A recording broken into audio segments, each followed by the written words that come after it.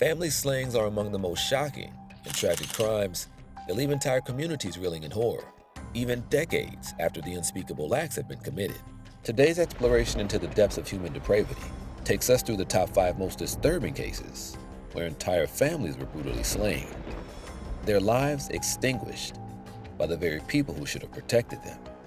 So join us on this haunting journey, but be warned, these stories are not for the faint of heart. Welcome to Truest Crimes, where the truth is often more terrifying than fiction.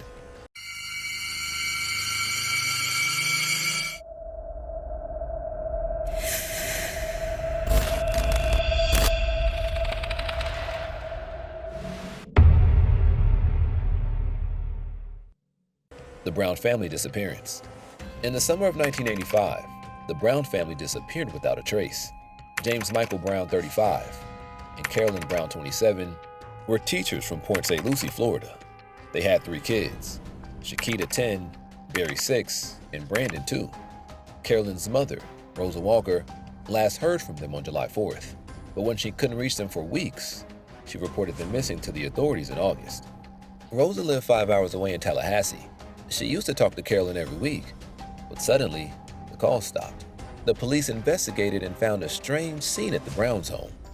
It looked like the family just vanished. Food was still on the stove and the dining table. None of their clothes were missing. One room had been freshly painted. Carolyn's purse was there, but her ID was cut into pieces.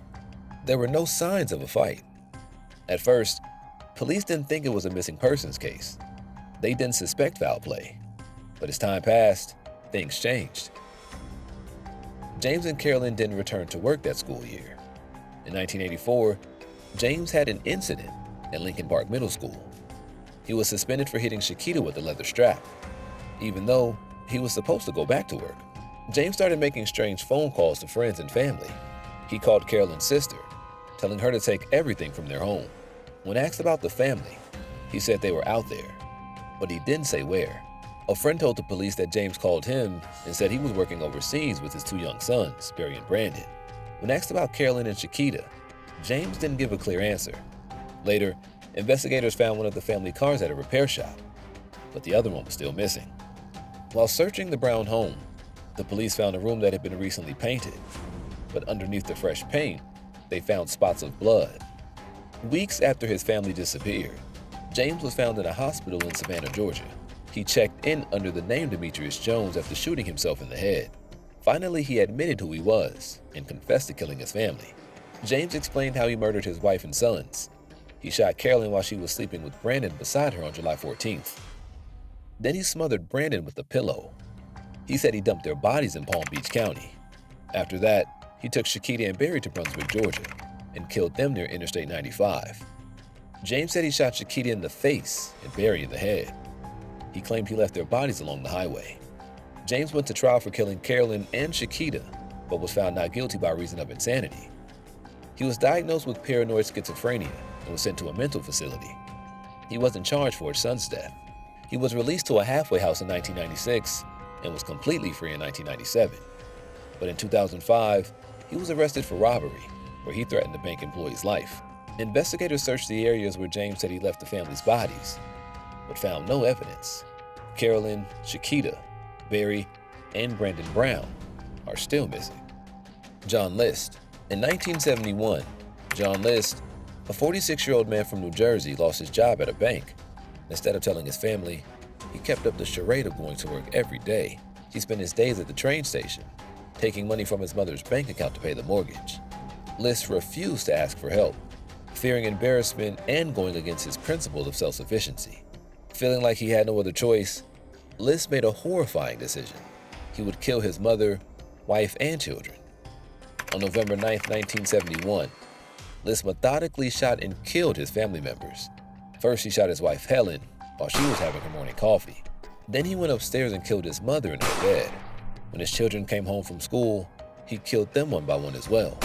Afterwards, List wrote a note to his pastor explaining his actions. He believed he was saving his family from the evil and poverty of the worlds by sending them to heaven. To avoid getting caught, List cleaned up the crime scene and removed his face from every photo in the house. He even left religious music playing on the radio. Then he vanished.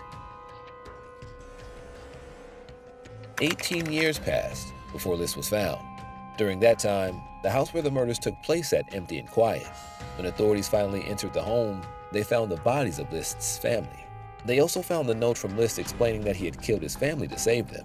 After the murders, John List vanished without a trace. The FBI found his car at JFK International Airport in New York City, but List was nowhere to be found. The case went cold until 1989, when New Jersey prosecutors reached out to Michael Linder, the executive producer of America's Most Wanted. They wanted to feature List's case on the show to generate new leads. Linder wanted an update to List's image, since so much time has passed. He enlisted the help of forensic artist Frank Bender of what List might look like after aging. The sculpture featured a distinctive hawk nose, grizzled eyebrows, and horn-rimmed glasses, similar to the ones List used to wear. When America's Most Wanted aired the story on May 21, 1989, 22 million people saw Bender's sculpture. Tips started pouring in. One tip came from a woman in Richmond, Virginia, who thought her neighbor Robert Clark looked like the bust. Clark, an accountant who attended church, had married a woman he met at a church social gathering in 1977. Authorities went to Clark's house and discovered that he was actually John List, living under an assumed name. He moved to Colorado and then to Richmond, Virginia. On June 1, 1989, just 10 days after America's Most Wanted aired the story, police arrested List in Virginia. At his trial in 1990, List's defense argued that he suffered from PTSD from his military service and was going through a midlife crisis. However, the jury found him guilty, and he was sentenced to 5 life terms in prison. In a 2002 interview with ABC's Connie Chung, List said he didn't kill himself after the murders because he believed that would prevent him from going to heaven to reunite with his family. He died in prison in 2008 at the age of 82. The Amato family slaying. Grant Amato grew up in Chulaloto, Florida, with his brother Cody, mother Margaret, and father Chad. He also had an older half-brother named Jason who didn't live with the family. Grant and Cody were especially close. They went to school together and even studied nursing at the University of Central Florida. Cody graduated from the nurse anesthetist program, but Grant withdrew from his studies and became a nurse at Advent Health Orlando. However, Grant's career ended abruptly when he was fired for suspected theft of prescription medicines and improper administration of medications to patients. After losing his job, Grant became depressed and isolated. He turned to live streaming, gaming, and pornographic websites. It was during this time that he became obsessed with the Bulgarian cam model named Sylvia Vinslislova. To keep talking to Sylvie, Grant spent a lot of money on her, buying her gifts like sex toys and lingerie. He believed they had an emotional connection. Grant spent over $200,000 of his family's money to get videos, photos, and interactions from Sylvie online. He pretended the money was for his Twitch channel, where he streamed video games. When his family found out about his obsession with Sylvie and that he was stealing their money, they were more concerned about Grant's well-being. They sent him to a rehab clinic for pornography and internet addiction. After leaving rehab in January 2019, Grant's parents gave him an ultimatum: get a job, go to therapy, pay for his own cell phone and debts, and stop contacting Sylvie. Instead of following these rules, Grant continued to contact Sylvie, even using his mother's cell phone. When his father found out, he ordered Grant to leave their home. The next day, Cody didn't show up for work, so his coworker called the police to check on the family. Deputies found Margaret dead at her computer, Cody dead in the storage room, and Chad dead on the kitchen floor. All 3 had been shot execution style.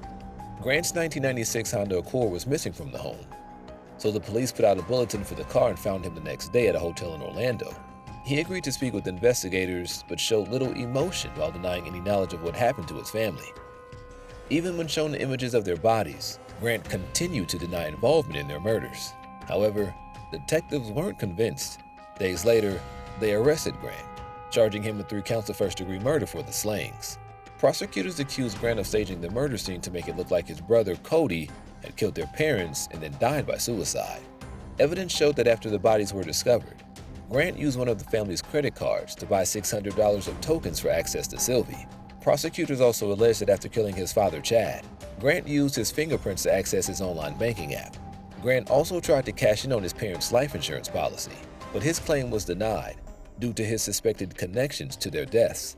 He was found guilty on all counts on July 31, 2019. Prosecutors sought the death penalty for Grant, but the testimony of his surviving brother Jason may have convinced the jury to spare his life. During a sentencing hearing, Jason said, "One of the biggest things I miss is being able to talk to my mom. It's been 208 days. Though they are gone, I want everyone to know that Chad, Cody, and Margaret were amazing people." When asked if he still loved Grant, Jason said yes. On August 12, 2019, the jury sentenced Grant to 3 lifelong prison sentences without the possibility of parole, one for each of his victims.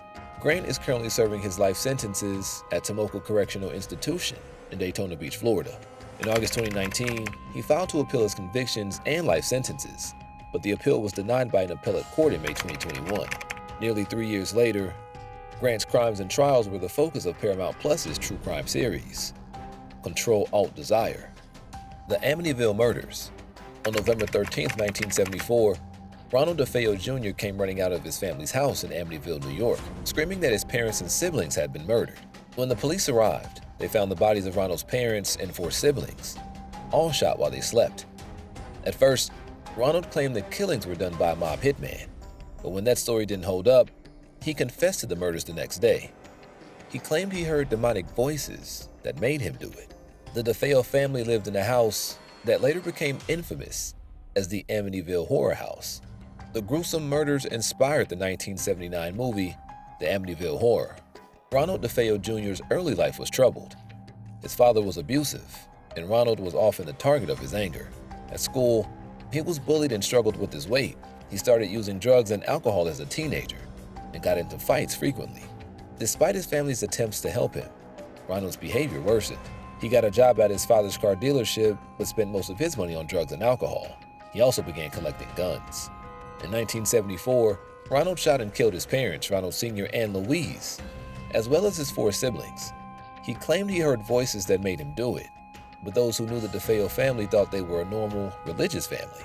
In October 1974, Ronald DeFeo Jr. was given the task of depositing about $20,000 at the bank on behalf of his family's car dealership. Feeling unsatisfied with his wages, he plotted with a friend to stage a fake robbery and steal the money. However, when the police questioned him about the incident, he refused to cooperate and even threatened to kill his father, Ronald Sr. Early in the morning on November 13, 1974, Ronald DeFeo Jr. walked through his family's house with a .35 caliber Marlin rifle. He started by shooting his parents, then moved on to his siblings, killing his 18-year-old sister Dawn, 13-year-old Allison, 12-year-old Mark, and 9-year-old John Matthew. After the murders, he showered, hid the gun and his bloody clothes in a pillowcase, and left for work. On his way, he disposed of the evidence in a storm drain. Throughout the investigation, DeFeo told different stories about what happened. At first, he blamed a mob hitman named Louis Fellini, but that story didn't hold up. The next day, he confessed to the murders, claiming he heard voices in his head telling him to do it. The story of the Amityville murders spread quickly, and the house where the murders took place became known as the Amityville Horror House. However, some doubt the supernatural claims associated with the house. In a 1992 interview, DeFeo claimed that he made up the story about hearing voices in his head, under the advice of his lawyer who promised him book and movie deals. He later tried to seek a new trial, claiming that his sister Dawn was the real culprit. At a 1999 parole hearing, DeFeo stated, "I loved my family very much." The Piketon Massacre. On the morning of April 22, 2016, the bodies of 8 members of the Rhoden family were discovered in 4 different homes in Pike County, Ohio. The victims included 7 adults and a 16-year-old boy. The victims were Christopher Rhoden Sr., 40, his ex-wife Dana Rhoden, 37, their 3 children, Hannah, 19, Christopher Jr., 16, and Clarence Frankie Rhoden, 20. Christopher Rhoden Sr.'s brother, Kenneth Rhoden, 44, and their cousin Gary Rhoden, 38. All 8 victims had been shot execution-style while they slept. 3 young children, including a newborn baby, were found unharmed at the crime scenes. The investigation into the massacre was extensive and involved multiple law enforcement agencies. Authority initially had no suspects and struggled to determine a motive for the killings. Over time, investigators focused their attention on the Wagner family, who had personal and business ties to the Rhoden family. In November 2018, 4 members of the Wagner family were arrested and charged with planning and carrying out the murders. The suspects were identified as George Billy Wagner III, Angela Wagner, George Wagner IV, and Edward Jake Wagner. On the night of April 21, 2016, The perpetrators, members of the Wagner family, entered 4 separate homes belonging to the members of the Rhoden family in Pike County, Ohio, using firearms equipped with homemade silencers to muffle the sound of gunshots. The perpetrators methodically shot and killed 8 members of the Rhoden family while they slept. The murders were carried out in a brutal and calculated manner, and the perpetrators left 3 children, including a newborn baby, unharmed at the crime scenes. The motive for the massacre was believed to be a child custody dispute involving Jake Wagner and Hannah Rhoden, who shared a daughter together. The Wagner family allegedly conspired to eliminate the members of the Rhoden family, who were seeking custody of the child, as well as any potential witnesses to the crime. In November 2020, the Wagner family members each pleaded guilty to 8 counts of aggravated murder as part of a plea deal that spared them from the death penalty. As part of the agreement, they provided information to investigators about the planning and execution of the murders. As we bid farewell to this chilling exploration, remember, the truest crimes are often committed by those closest to us, the very people we trust with our lives. We'd love to hear your theories and insights in the comments below. For more in-depth explorations of the human condition in its darkest corners, subscribe to Truest Crime, where the truth is often more terrifying than fiction.